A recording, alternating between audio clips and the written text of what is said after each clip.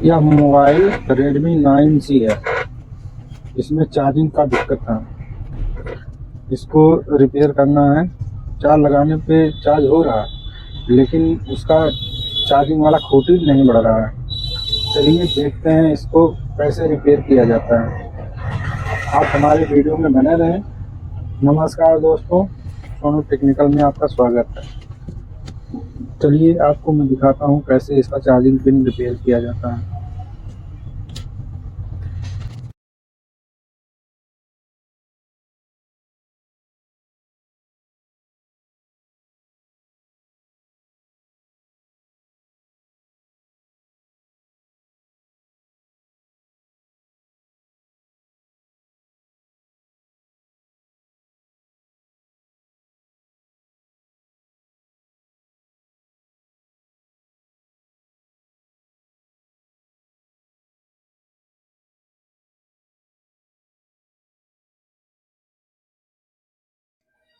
यह mobile okay हो गया है। इसका